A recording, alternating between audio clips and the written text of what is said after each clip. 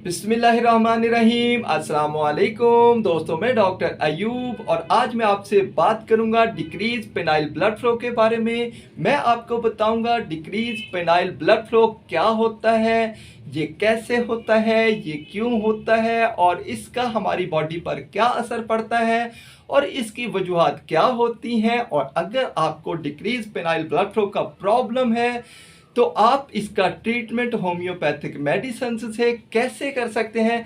तो चलिए सबसे पहले हम ये जान लेते हैं कि डिक्रीज पेनाइल ब्लड फ्लो क्या होता है। लेकिन इसको जानने से पहले हम ये जान लेते हैं कि हमारे पीनस को ब्लड सप्लाई कैसे होती है। तो दोस्तों, कुछ शरेयानें होती हैं जो हमारे पीनस को ब्लड सप्लाई करती हैं और हमारे पीनस में दो चैम्बर्स पाए जाते हैं जिनको हम कॉर्पोरा कैवर्नोसा कहते हैं। ये स्पॉन्जी टिश्यू के बने हुए होते हैं। और अब हम ये जान लेते हैं कि ये ब्लड सप्लाई करती क्या है। तो दोस्तों, जब हमें सेक्सुअली थॉट्स आते हैं, हमें सेक्सुअली डिजायर होती है, हम ज़हनी और जिस्मानी तौर पर मुतहर्रिक होते हैं, तो हमारा दिमाग पैगाम भेजता है जिससे कुछ हार्मोन्स मुतहर्रिक होने लगते हैं और हमारे पेनिस को होने वाली ब्लड सप्लाई बहुत तेज़ी से होने लगती है, जितना तेज़ हो सकती है। और शरेयानों में जितना खून होता है वो तेज़ी के साथ कॉर्पोरा कैवर्नोसा में पहुंच जाता है और उसके बाद ये शरेयानें बंद हो जाती हैं, जिससे वो ब्लड कॉर्पोरा कैवर्नोसा में अटक जाता है, फंस जाता है, जिसकी वजह से हमारे पेनिस का साइज बढ़ जाता है और साथ ही इसमें शक्ति भी आ जाती है और इस कंडीशन को हम इरेक्शन कहते हैं। तो दोस्तों, अब हमने जान लिया कि हमारे पेनिस में ब्लड सप्लाई कैसे होती है और फिर ये करती क्या है।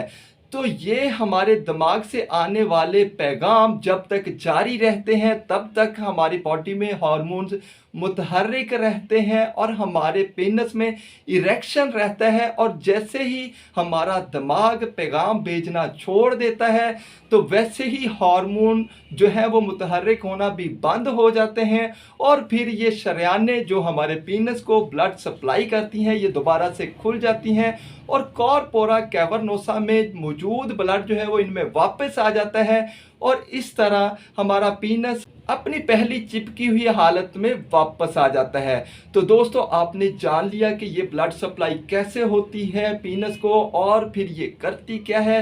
तो अब आप समझ चुके होंगे कि जितनी हमारे पेनिस को ब्लड सप्लाई ठीक होगी उतना ही हमें इरेक्शन ठीक होगा और अगर हमारे पेनिस को ब्लड सप्लाई कम होगी तो फिर इरेक्शन भी कम होगा।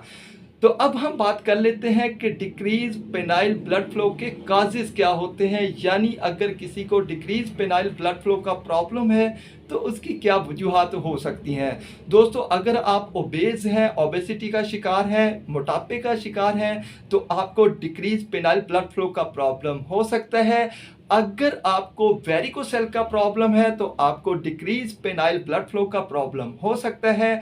अगर आपको हाई ब्लड प्रेशर का प्रॉब्लम है, आप हाई ब्लड प्रेशर की मेडिसिन लेते हैं, तो आपको डिक्रीज पेनाइल ब्लड फ्लो का प्रॉब्लम हो सकता है। अगर आपको हार्ट डिजीजेज हैं तो इसकी वजह से भी आपको डिक्रीज पेनाइल ब्लड फ्लो का प्रॉब्लम हो सकता है। अगर आप स्मोकिंग करते हैं तो उसकी वजह से भी डिक्रीज पेनाइल ब्लड फ्लो का प्रॉब्लम हो सकता है। तो ये थे इसके कुछ काजेज। अब हम जान लेते हैं कि अगर किसी को डिक्रीज पेनाइल ब्लड फ्लो का प्रॉब्लम हो तो उसमें कौन से सिम्टम्स पाए जाएंगे। अगर किसी को डिक्रीज पेनाइल ब्लड फ्लो का प्रॉब्लम हो तो उसको इरेक्शन ठीक से नहीं हो पाएगा, उसके पीनस का साइज भी थोड़ा छोटा रह जाएगा और अगर उसको इरेक्शन हुआ भी है तो वो ज़्यादा देर तक कायम नहीं रह पाएगा। तो दोस्तों, ये थे इसके कुछ सिम्टम्स।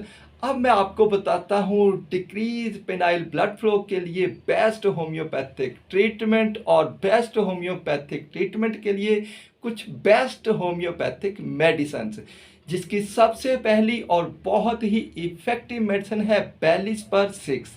दोस्तों, बेलिस्पर-6 किसी भी जगह पर अगर ब्लड सप्लाई कम हो रही है तो उसको बढ़ाने के लिए बेलिस्पर-6 बहुत ही इफ़ेक्टिव मेडिसिन है। तो अगर आपको डिक्रीज पेनाइल ब्लड फ्लो का प्रॉब्लम है तो आपके लिए बेलिस्पर-6 बहुत ही इफ़ेक्टिव मेडिसिन है। ये आप 5 से 10 कतरे सुबह, दोपहर, शाम 1 चम्मच पानी में डालकर यूज़ कर लीजिए। अब मैं आपको बताता हूँ इसकी सेकंड मेडिसिन, तो वो है डामियाना मदर टिंचर। अगर आपको टेस्टोस्टेरोन लेवल की कमी का सामना है, जिसकी वजह से आपको इरेक्शन कम होता है, तो आपके लिए डामियाना मदर टिंचर बहुत ही इफ़ेक्टिव मेडिसिन है। ये 10 से 15 कतरे आधे कप पानी में मिलाकर दिन में 3 बार सुबह, दोपहर, शाम यूज़ कीजिए। इससे आपका टेस्टोस्टेरोन लेवल बढ़ जाएगा और आपका इरेक्शन भी ठीक होगा। तो अब हम चलते हैं इसकी थर्ड मेडिसिन की तरफ, तो वो है सेबल सेरोलेटा मदर टिंचर।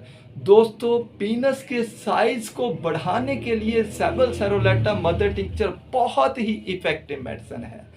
अगर किसी को बचपन से ही पीनस का साइज छोटा हो, तो उसको ठीक करने के लिए, उसको बढ़ाने के लिए भी सेबल सेरोलेटा मदर टिंचर बहुत ही इफ़ेक्टिव मेडिसिन है। तो ये आप 10 से 15 कतरे सुबह, दोपहर, शाम आधे कप पानी में मिलाकर यूज़ कर लीजिए। इससे आपका पीनस का साइज बढ़ जाएगा, आपके पीनस को ब्लड सप्लाई ठीक होने लगेगी। अब हम चलते हैं इसकी फोर्थ मेडिसिन और लास्ट मेडिसिन की तरफ, तो वो है आर्निका 200। दोस्तों, अगर आपको डिक्रीज पेनाइल ब्लड फ्लो का प्रॉब्लम किसी इंजरी की वजह से हुआ है, कोई चोट लगने की वजह से हुआ है, तो आर्निका 200 बहुत ही इफ़ेक्टिव मेडिसिन है। ये ब्लड सप्लाई को बढ़ाने के लिए, किसी भी जगह में ब्लड सप्लाई को बढ़ाने के लिए बहुत ही इफ़ेक्टिव मेडिसिन है। तो ये आप सुबह, दोपहर, शाम 2 कतरे डायरेक्टली टंग पे लीजिए। इससे आपका डिक्रीज पेनाइल ब्लड फ्लो का प्रॉब्लम इंशाल्लाह ठीक हो जाएगा। दोस्तों, कैसी लगी आपको ये वीडियो? अगर अच्छी लगी हो तो इसे लाइक, शेयर और मेरे चैनल को सब्सक्राइब करना बिल्कुल ना भूलिएगा। अब तक के लिए इतना ही। मुलाकात होगी इंशाल्लाह नेक्स्ट वीडियो में। तब तक के लिए खुदा हाफिज।